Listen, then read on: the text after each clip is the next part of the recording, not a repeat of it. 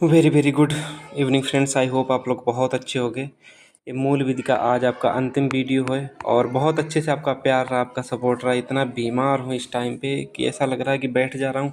तो इसने कभी आपको भी ऐसा फील हुआ होगा कि आपके आगे कभी अंधेरा सा लगता होगा आंखों के सामने, एकदम जिसने कि चक्कर से आते हैं।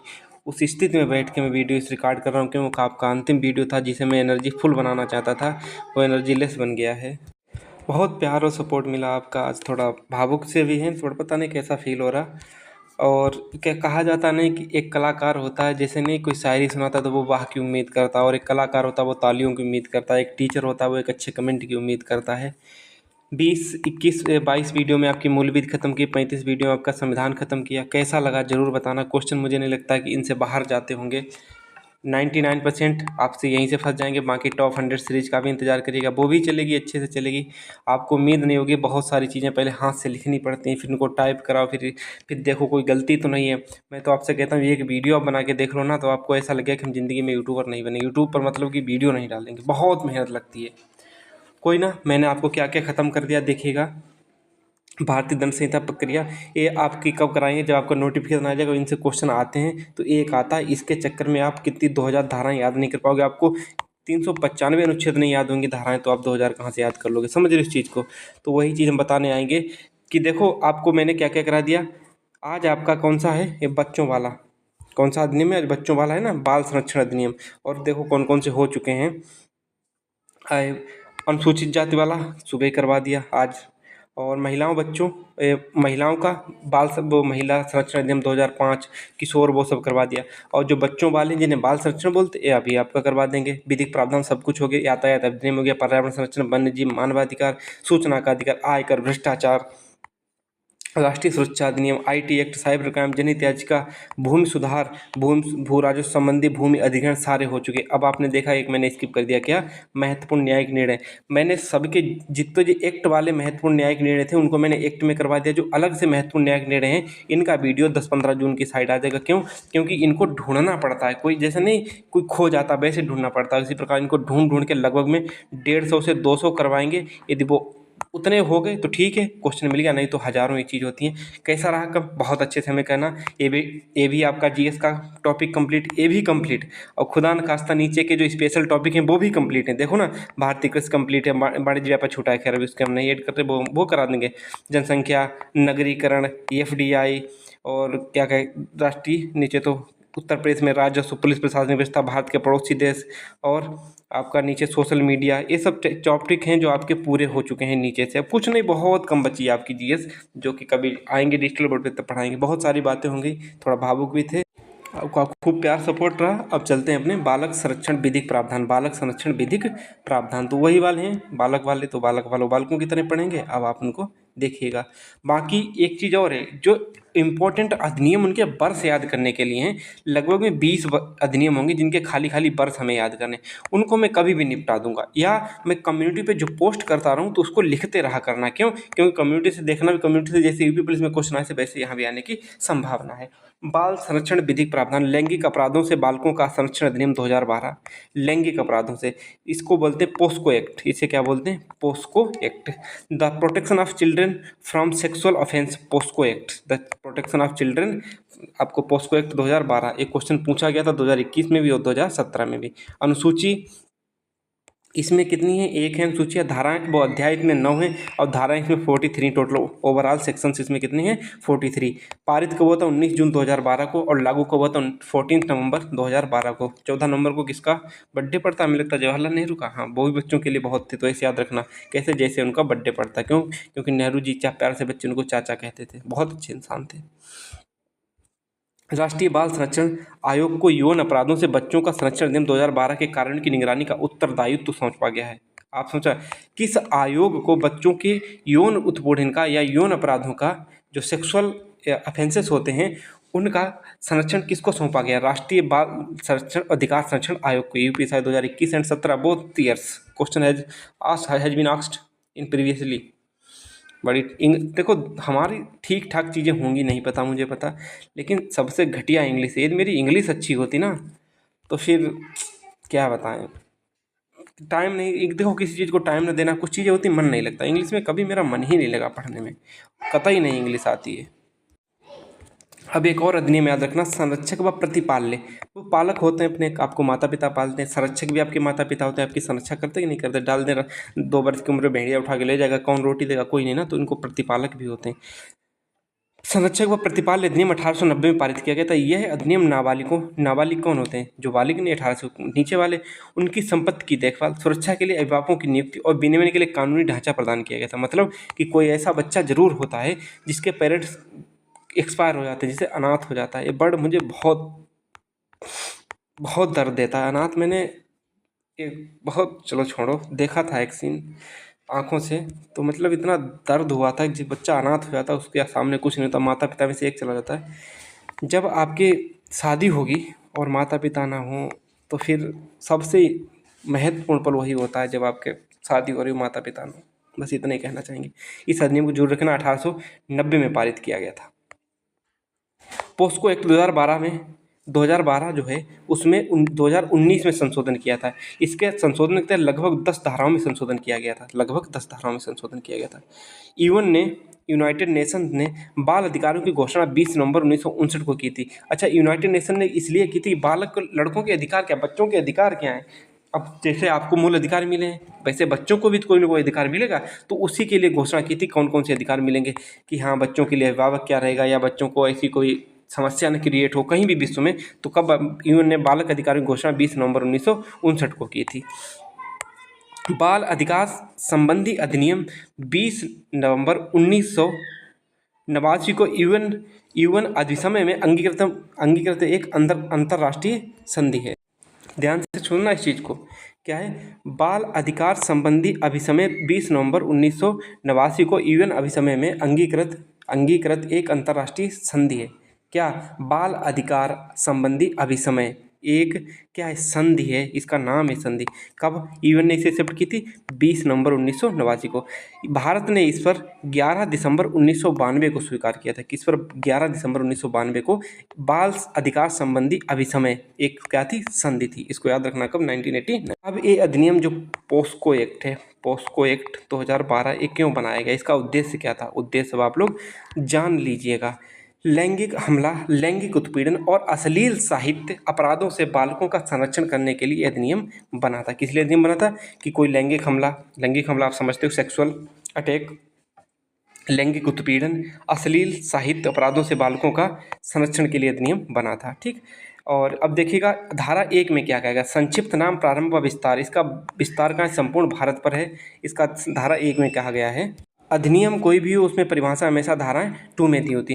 धारा 2D में दी गई बालक की परिभाषा, 18 वर्ष से कम उम्र को बालक कहा गया है। एक किसके लिए, पोस्को एक्ट के लिए, अलग अलग एक्ट के लिए अलग अलग नियम और रेगुलेशंस बनाए गए हैं।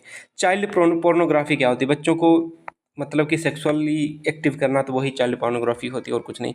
प्रवेशन लैंगिक हमला, जब कोई व्यक्ति अपना लिंग मतलब पेनिस, आप समझ सकते हो, पेनिस या लिंग किसी भी सीमा तक किसी बालक या बालिका के, अब देख रहे 5-5, 3-3 साल तक के लड़के लड़कियों के, ऐसा नहीं लड़कियों के, लड़कों के भी रेप होते हैं, बच्चियों के भी रेप होते हैं, तो बड़ा दुर्भाग्य है। जब कोई व्यक्ति अपना लिंग किसी भी सीमा तक किसी बालक अथवा बालिका की योनि मतलब वेजाइना, मुंह, माउथ, मूत्रमार्ग या गुदा में प्रवेश करता है, वही वेजाइना मूत्रमार्ग में प्रवेश करता है, या किसी अन्य से करवाता है। ऐसा नहीं कि कोई व्यक्ति है, चलो खुद तो नहीं किया, किसी और को उसे प्रेरित क्या लगा, चलो करो, ठीक है करो, तो क्या है, उसे लिंग प्रवेशन हमला बोलते हैं। लिंग पेनिस प्रवेशन मतलब इंटर्ड, हमला मतलब अटैक। अब इस चीज़ को समझ गए होंगे। प्रवेशन लैंगिक हमला से दंड है, जब आप ऊपर वाला अपराध करते हैं धारा 3 के तहत, तब धारा 4 में आपको सजा क्या दी जाएगी, बच्चों के लिए है कम से कम 10 वर्ष से जेल से आजीवन कारावास व जुर्माना। ठीक है, देखिएगा इसमें क्या है, कम से कम 10 वर्ष से जेल, कारावास व जुर्माना होगा। यदि 18 वर्ष से कम आयु के बालक के साथ किया हो तो कम से कम 20 वर्ष या सजा, आजीवन जेल व जुर्माना लगेगा है। तो क्या है, 18 वर्ष से कम आयु के बालक के साथ किया गया तो कम से कम 20 साल के सजा होगी, आजीवन कारावास या दोनों लगेंगे, जुर्माना भी लगेगा। अब क्या है, गुरुतर प्रवेशन लैंगिक हमले के लिए दंड। गुरुतर प्रवेशन के लिए क्या होता है, यहाँ पे एक चीज़ देखेगा, ये प्रवेशन लैंगिक हमला किसके लिए, बालक के लिए। यहाँ पे बालक की उम्र कितनी दी गई है, 18 साल। ठीक है, और वही यदि कोई एक चीज़ देखना है यहाँ पे, वही यदि यहाँ पे 16 होना चाहिए, यहाँ पे 16 वर्ष, ठीक है, यहाँ पे 16 वर्ष से कम आयु के बालक के साथ किया गया है तो 20 वर्ष का, 18 वर्ष से कम बालक के साथ, जैसे 16 से ऊपर और 18 से नीचे इनके बीच किया गया है तो आपको 10 साल की सज़ा हो जाएगी, ठीक है। 16 से नीचे वालों के लिए किया है तो फिर आपको क्या लगेगा, सीधे सीधे 20 साल का जेल होगी, सीधे सीधे, ठीक है। इसको आप सही कर लेना। अब चलते हैं अपने अगले। अच्छा, गुरुतर प्रवेशन लैंगिक हमला क्या था? गुरुतर मतलब कोई बड़ा है। अब सरकारी व्यक्ति बड़ा होता है, बिल्कुल। सरकारी की कितनी अहमियत होती है, उनका लड़का सरकारी जॉब करता है, ठीक है, ऊपर से स्टेट में तो और जलवे हैं। तो क्या है, कोई सरकारी व्यक्ति, यहाँ पे लिखा है कोई पुलिस अधिकारी सरकारी होता है, लोक सेवक तो सरकारी बोलते हैं, सेना का व्यक्ति, जेल का स्टाफ है, अस्पताल या गैंग भी तो मतलब कोई सकता है। यह अपराध करता है तो यह हमला गुरुतर प्रवेशन हमला कहलाता है। गुरुतर मतलब बड़ा। बड़ा कौन होता है? यही सरकारी कर्मचारी। गैंग भी तो बड़ा होता है, तो गुरुतर प्रवेशन हमला हो जाएगा। गुरुतर प्रवेशन हमले के लिए दंड क्या है? कठोर कारावास, 20 साल से आजीवन कारावास तथा मृत्युदंड। आज तक मृत्युदंड किसी हमले में नहीं सुना होगा, लेकिन गुरुतर प्रवेशन हमले के लिए आपको 20 साल कम से कम जेल होगी, वो भी कठोर कारावास। और उसके अलावा या तो आजीवन कारावास होगा, नहीं तो आपको मृत्युदंड भी दी जाएगी। यदि गैंग रेप होता तो हर व्यक्ति बराबर अपराधी। गैंग मतलब गैंग बैंग मतलब आप समझते होगे गैंग बैंग। तो गैंग बैंग का मतलब एक 3 से अधिक, 3-4 हों टोटल, तो यदि वो गैंग रेप मिलके करते हैं तो वो सभी एक साथ बराबर अपराधी माने जाएंगे। धारा 7 क्या कहती है? लैंगिक हमला। कोई व्यक्ति लैंगिक आशय से, लैंगिक हमले की परिभाषा देखना आप, कोई व्यक्ति लैंगिक आशय से बालक की योनि, बालक, यहाँ पे बालक का मतलब क्या समझना? बालक का मतलब लड़की समझना, ठीक है, या बालक का मतलब लड़का और लड़की दोनों समझते हैं। योनि मतलब लड़की, भाई योनि तो लड़कियों में होगी, वेजाइना, लिंग, पेनिस, गुदा, स्तन जो ब्रेस्ट होते हैं, स्पर्श करता है ऐसे व्यक्ति या किसी अन्य व्यक्ति, ऐसा कोई व्यक्ति जो किसी अन्य व्यक्ति से कहता पकड़ ले, मतलब ब्रेस्ट इसके पकड़ ले, कोई लड़की जा रही है कुछ भी है, तो इसमें ये प्रवेशन के बिना शारीरिक स्पर्श करते हो, जैसे कि आप लिंग प्रवेश नहीं करते, बाकी आप टच करते हो, बैड टच जिसे बोलते हैं, तो उसमें क्या शारीरिक संबंध के स्पर्श करता है तो लैंगिक हमला कहा जाएगा। इसे क्या बोला जाएगा? लैंगिक हमला, जिसमें टच मतलब टच नहीं होता आपका पार्ट। फिर क्या है? लैंगिक हमले के लिए दंड तीन मिनिमम 3 साल की सजा, मैक्सिमम 5 की, व जुर्माना जितना कोर्ट चाहे उतना लगा सकता है। गुरुतर लैंगिक हमला क्या होता है?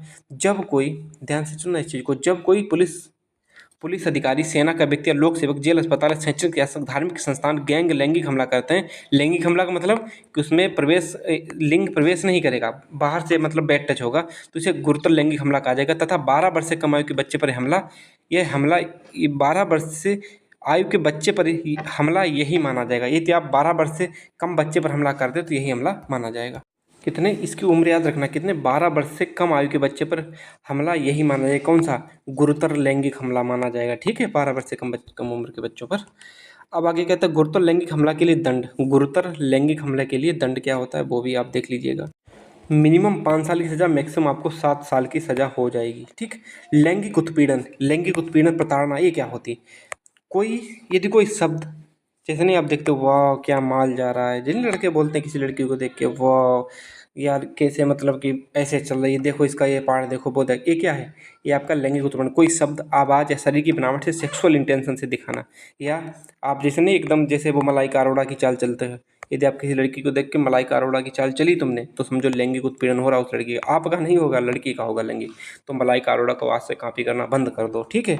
या आप कुछ भी दिखाते हो, आवाज़ से दिखाते हो कि वाह इसकी ये चीज़ देखो, वो तो इसमें क्या है? आप लैंगिक उत्पीड़न के अंतर्गत आएगा। बालक को शरीर के किसी भाग को दिखाने को कहता है। कोई व्यक्ति वो बालक से कहता, कोई लड़की से कहता, आप कोई छोटी बच्ची हो, कहने भी हमें भी शर्म आती है, क्या ही कहें, अधिनियम में तो पढ़ाना पड़ेगा, लास्ट अधिनियम।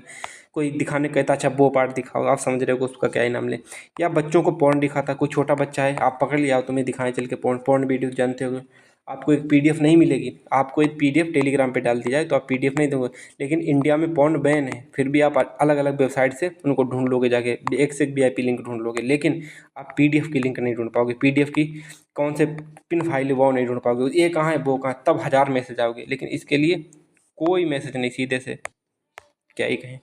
या किसी बच्चे के सेक्सुअल वीडियो को वायरल करने की धमकी देता। कोई बच्चा है, अब जैसे कि कोई बच्चा है, ठीक है, मानो बच्चा का मतलब है 16 साल से नीचे का होता है, मतलब 15 साल का बड़ा हो जाता है। आपने उसका नहाने का वीडियो बना लिया, अब उसे आप वायरल करने की धमकी देते हो, तो क्या है? वो भी एक लैंगिक उत्पीड़न के अंतर्गत आएगा। लैंगिक उत्पीड़न के लिए दंड 3 साल की सजा व जेल व जुर्माना हो सकते। अब धारा 13 क्या कहती है? अश्लील प्रयोजनों के लिए बालक का प्रयोग। अश्लील प्रयोजनों के लिए, अश्लील तो आप जानते होंगे क्या होता है। जब कोई किसी तरह से मीडिया में विज्ञापन या कार्यक्रम में जब कोई व्यक्ति किसी बच्चे का समझो मीडिया या विज्ञापन में के कार्यक्रम में बालक के प्राइवेट पार्ट को दिखाता है। कोई लड़का है उसका प्राइवेट, या बालक मतलब यहाँ पे लड़का लड़की दोनों हो सकते हैं। बालक मतलब 16 साल से नीचे का उम्र पर 18 साल से, तो वो क्या है 18 साल बच्चा बड़ा हो जाता है। बालक के प्राइवेट पार्ट को दिखाता है। बालक को उपयोग वास्तविक या नकली लैंगिक कार्यों के लिए किया जाता है। वास्तविक या नकली आप समझ रहे होगे इस चीज़ को। बालक को गलत या यहाँ पे डबलील नहीं, यहाँ पे अश्लील है, ठीक है। अश्लील तरीके से दिखाया जाता है। जब टाइपिंग करवाएंगे तो सही हो जाएगा, इतनी बड़ी बात नहीं। गलत या अश्लील या गलत तरीके से दिखाया जाए तो अश्लील, डबलील ना समझो तो भी बहुत अच्छी बात। वीडियो देखोगे तो आपको समझ ही आ जाएगा कि तो हम तो करेक्ट करते ही चलते हैं। तो क्या है धारा 13 के लिए दंड है। धारा 14 में क्या, धारा 13 के कम से कम 5 साल की सज़ा है। 5 साल की सज़ा, तुम्हारी रूलिया बदल जाएगा। धारा 15 क्या कहती है, बालक से संबंधित अश्लील, यहाँ पे सामग्री है, अश्लील सामग्री है। हम टाइप करने वाले को बोले तो थोड़ा गड़बड़ कर दिए, बस 2 ही शब्द गलत है, बाकी आपका सही है पूरा वीडियो। बालक से संबंधित अश्लील सामग्री के भंडारण के लिए, यदि आप किसी बालक या बालिका की वीडियो बना के नहाते टाइम या कहीं शौच करने की, गाँव में भी शौच बाहर होती है ऐसी बात नहीं है, या वो कपड़े निकाल रही है उसका वीडियो आपको कॉल करके आपने रिकॉर्ड कर लिया, तो क्या है आप उसको स्टोर, यदि कोई स्टोर करता है तो मतलब अपने मोबाइल में, जो नहीं आज कल लड़कियों के करैक्टर लड़कों के मोबाइल में है, और करैक्टर लड़कियों का माना जाता है। हमारा समाज लड़कों का मानता नहीं है। जब रेप किया तो रेप लड़के का भी माना जाना चाहिए, लेकिन चलो हम कौन होते हैं ज्ञान देने वाले। यदि प्रथम बार दंड है तो 5,000 रुपये, दूसरी बार तो 10,000 दंड लगेगा।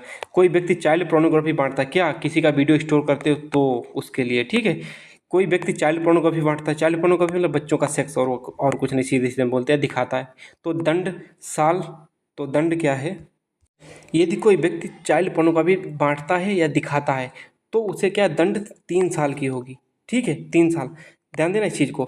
और यदि वो बेचने के लिए स्टोर करता है, बेचने के लिए जेल कितनी, 3 साल, किसके लिए, यदि वो स्टोर करता है, बांटता है, और वो बेचने के लिए स्टोर करता है, दिखाता है, मतलब कि अपने फ़ोन में रख के तुम्हें खाली खाली दिखा दिया, बेचा नहीं, तो उसमें क्या है, तो वो आपकी क्या हो जाएगी 3 साल की। और यदि आप बेचने के लिए स्टोर करते, चलो 500 रुपये तो हम वो उसका वीडियो देंगे, 1,000 रुपये तो उसका वीडियो देंगे, तो प्रथम बार अपराध के लिए 3 से 5 साल की सज़ा, दूसरी बार अपराध के लिए, दूसरी बार भी आप पकड़े गए तो तब आपको अपराध मिलेगा 5 से 7 साल की सज़ा मिलेगी। अपराधों की रिपोर्ट करना, जैसे आप कोई भी अपराध हो रहा था तो रिपोर्ट कहाँ करोगे जाके, उसके लिए क्या है, यदि इस एक्ट के तहत यदि कोई अपराध होता तो रिपोर्ट दर्ज होगी, कहाँ दर्ज होगी, विशेष किशोर पुलिस यूनिट या स्थानीय पुलिस को कर सकते हैं इस, या तो आपके जैसे कि शहर या गांव में कोई स्पेशल यूनिट होगी पुलिस की जो खाली बच्चों के लिए होगी, नहीं है तो फिर आप स्थानीय पुलिस, जो पुलिस स्टेशन होते हैं ना, आप जानते हो कि हर ब्लॉक में पुलिस स्टेशन होता है तो आप वहाँ कर लीजिएगा जाके।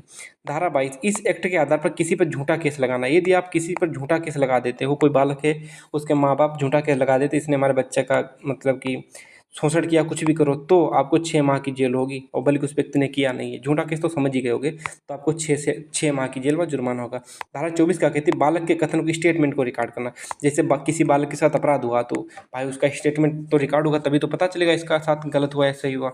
तो क्या है, बालक निवास स्थान या उसकी पसंद की जगह पर जहां बालक चाहेगा या जहां बालक रहता है, एक महिला अधिकारी एसआई रैंक की रिकॉर्ड करेगी उसका स्टेटमेंट कि हाँ इसके साथ गलत हुआ या सही हुआ, ठीक है। तो इसको आप देख सकते हो।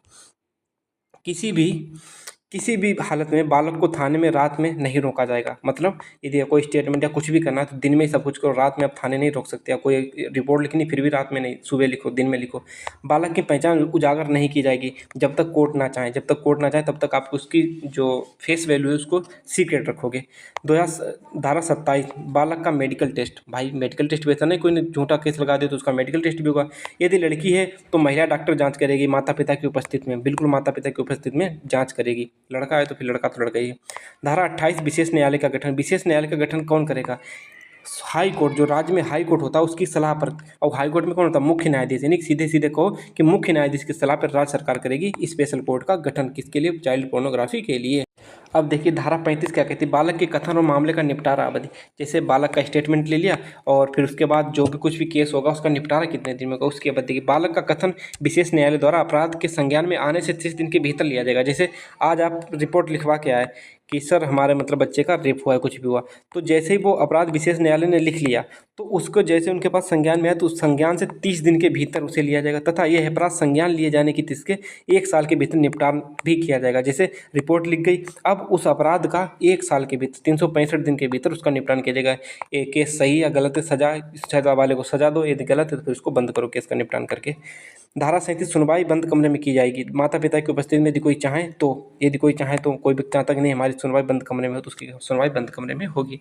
धारा 43 इस एक्ट के बारे में लोक जागरूकता, मतलब कि ये एक्ट बनाया गया है, इसके बारे में सरकार लोक जागरूकता करवाएगी। किसके? केंद्र राज्य सरकार मीडिया, टीवी या रेडियो के माध्यम से कहेगी इस एक्ट के बारे में। जैसे नहीं एडवर्टाइजमेंट प्रमोशंस चलते हैं तो इसकी लोक जागरूकता बोलते हैं। तो सीधे सीधे जैसे मैच चलता होगा बीच में आ जाता होगा कि जैसे कि इस टाइम पे कंडोम के प्रचार खूब चलते हैं और भी साबुन के, निरमा के, तो वो आपको जल्दी समझ में आएंगे। तो क्या होता है कि केंद्र या राज्य सरकार मीडिया, टीवी, रेडियो के माध्यम से तो वही क्या करवाएगी कि यदि आपने चाइल्ड पोर्नोग्राफी की तो आपको इतनी सजा, इतना समस्या होगी। तो लोगों के अंदर डर होना चाहिए। ठीक है, आगे देखिए क्या कहता है। धारा 45 क्या कहती है? नियम बनाने की शक्ति किसके पास है? केंद्र सरकार के पास है। अब जो अधिनियम था वो खत्म हो गया। अब जो बाल श्रम वगैरह हैं उनसे थोड़ा बहुत संबंधित क्वेश्चन देख लीजिएगा। बाल श्रम प्रतिषेध और विनिमय अधिनियम कब बना था? 1986। 14 वर्ष से कम आयु के बच्चों को बालकों को बाल रोजगार पर प्रतिबंध लगाना था। किस अधिनियम की तरफ? बाल प्रतिषेध व विनिमय अधिनियम 1986।